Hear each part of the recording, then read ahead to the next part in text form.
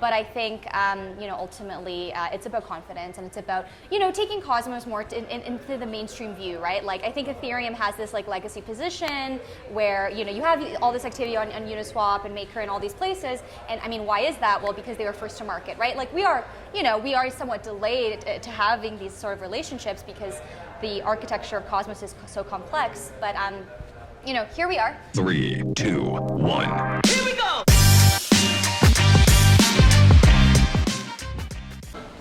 So, welcome to the third interview from the ground from Cosmoverse. And Jelena, I don't know where to start. Okay. Yeah, this was a massive announcement that you just pushed out. So yeah, really, I don't really know where to start. So, a USDC chain. I think what many people expect now is like one chain, just with USDC, but is there more behind the story? So what is this chain essentially from a broader perspective? Definitely. It's just been so incredibly exciting. This is a partnership we've been working on with Circle for a few months now, and to see the news be public is definitely exhilarating.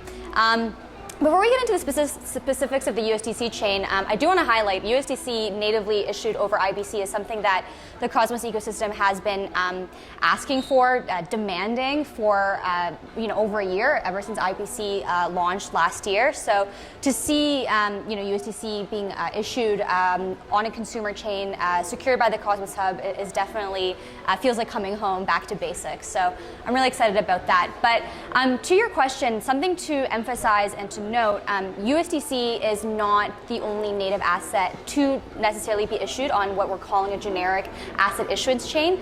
We'll be coming out actually with more announcements around the marketing and branding of this new consumer chain. For now, we're just going with the general terminology. So to highlight, it's not a USDC chain. You can imagine other blue chip assets being issued on this generic asset issuance chain. Doesn't even necessarily need to be a stable coin. So we're really hoping that this consumer chain will act as a place to securely issue a wide variety of assets into the Cosmos ecosystem. So thank you. It's been a lot of fun, and I mean, what better place to announce this than Cosmoverse? Yeah, it's a big pleasure that you announced it also here.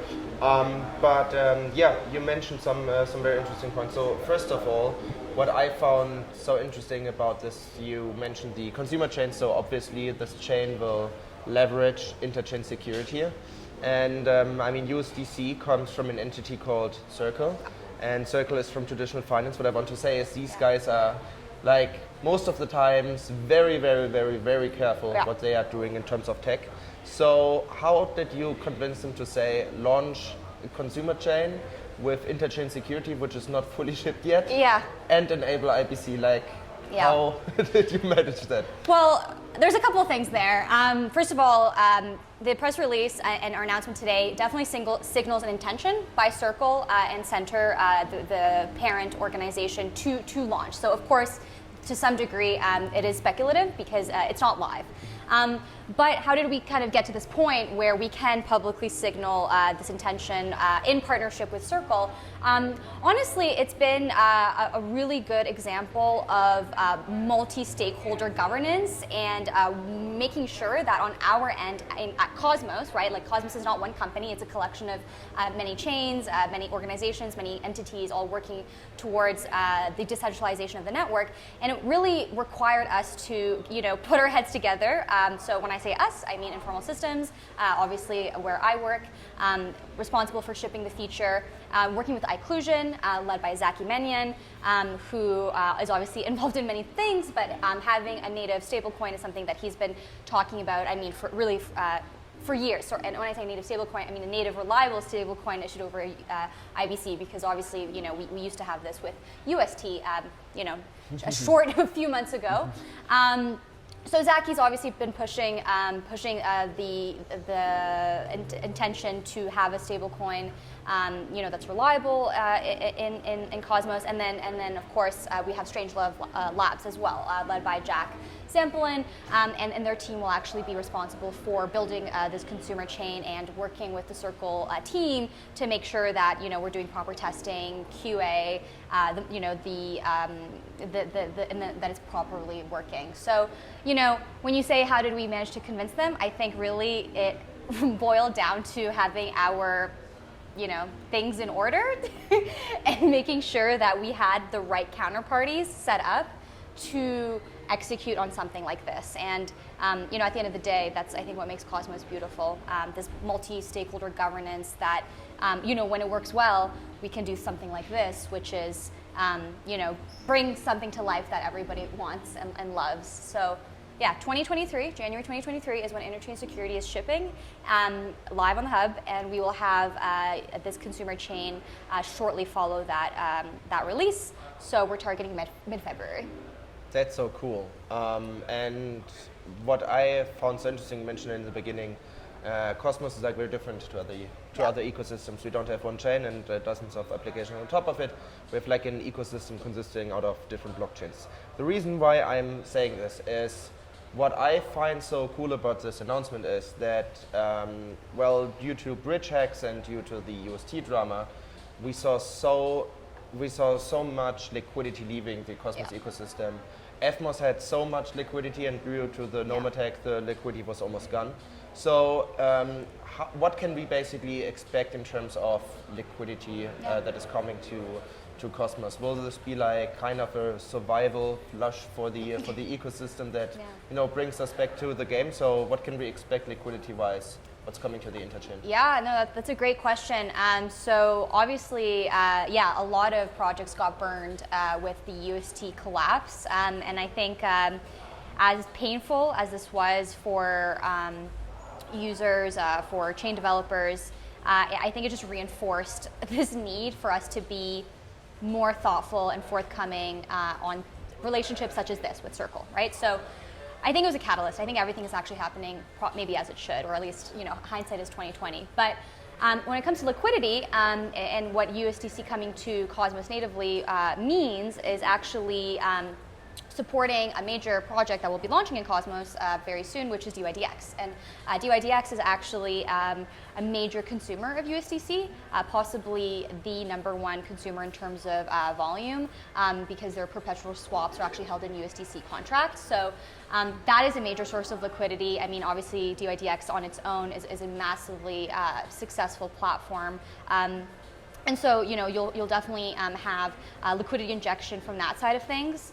And then I think, for the DEXs that exist, in Cosmos already, like Osmosis and SIFChain and others, obviously this just, gives their users maybe more confidence to use their DEXs. And so, I mean, it's still speculative.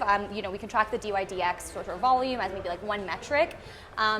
But I think, ultimately it's about confidence, and it's about, taking Cosmos more into the mainstream view, right? Like, I think Ethereum has this like legacy position where, you have all this activity on Uniswap and Maker and all these places. And I mean, why is that? Well, because they were first to market, right? Like we are somewhat delayed to having these sort of relationships because the architecture of Cosmos is so complex. But, here we are. And I think what that means for liquidity is more, and it means that Cosmos is definitely leveling up. So, I guess we'll see. Yeah, that's a good point, leveling up, because I think this was like a demonstration of power in terms of IBC adoption. Mm-hmm. Because what we basically see with all the bridges is that Nomad did not ask Circle for permission; they just built it and got the USDC from Ethereum and bridged it over in form of a representation to Cosmos. But here we have like the clear case that Circle says we are going from the very beginning to the Interchain. So I think this is also like, if this continues to play out, like the adoption rate of IBC will get faster and faster and faster. Well, for sure. And I mean, like, Dydx coming to Cosmos, this was one of the first things they asked for as well. Native USDC, right? Like, they have their own requirements for how they build their platform. And so, again, this is just one example, but I think there'll be more examples very soon coming to Cosmos and saying, okay, kind of making a checklist. Obviously IBC as a bridging mechanism is like something that a lot of projects already want, but when it comes to like, user acquisition, going to market, more of these, business priorities, let's say, not necessarily just technical priorities, I think this is one of the the criteria that will be fulfilled for more of these DeFi applications. So yeah, I mean, it's going back to the source. In a lot of ways, it's very straightforward, right? Issuing USDC on a consumer chain of the Cosmos Hub, the most reliable, trusted, stable chain with hub minimalism that can support such a high stakes, let's say, environment, and yeah, building on top of that for the future. Yeah, and again, it's like so amazing to see what is happening now, and also like this would be like I think the third chain that will leverage Interchain Security after Quicksilver and Neutron. So we actually today announced other chains. Oh yeah. We can edit. Yes. Okay. No, it's fine. It's Okay. fine. No, just doing interviews all day, so. It's okay. It's okay. Okay. So yeah. Yeah, please educate me. That's why I'm here. Yeah, that's why I'm here. So all the way in Medellin. It's an amazing city. So yeah, obviously announcing USDC issued on a consumer chain is a big selling point of Interchain Security. But we also have actually 4 other chains confirmed that we are talking about this week at Cosmoverse. So we have Stride, which is a liquid staking zone, which actually announced yesterday at Cosmoverse. So a lot of announcements at Cosmoverse this year. I feel like we have a lot to do for next year now. And then we have Fairblocks, which is actually an MEV risk mitigation chain. It'll actually really complement the Interchain scheduler very well, which is outlined in the Cosmos Hub paper, in the sense that it will attempt to prevent cartelization of different MEV providers and also prevent bad MEVs. So we're really excited to work with them. Again, having them launch as a consumer chain of the hub really amplifies this kind of growing economy around the hub. Obviously, we have Neutron, which was funded by Prop 72 to launch a permissionless smart contract development environment. And of course, we'll also host a liquid staking product on its chain, which is the Lido liquid staking product. And then we have, of course, USDC. And yeah, that's a handful. Yeah, that's very exciting.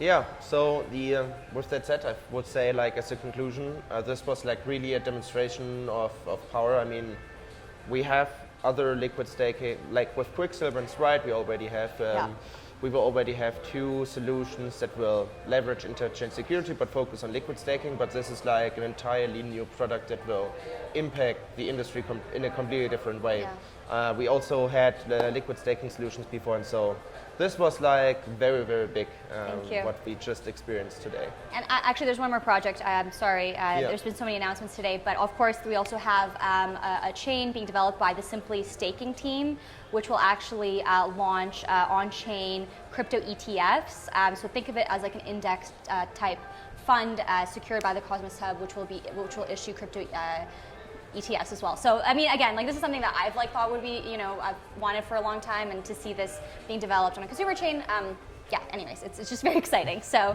thank you, thank you for your kind words, and happy to be here and announcing everything. Yes, yeah, we experienced a lot here at Cosmoverse, so much that it's like very, very hard to keep an overview, obviously. But Jelena, thank you so much for joining. Thank you so much for educating us about the new chains that is coming to the Interchain. And with that being said, hope to see you soon. Thank you so much for having us.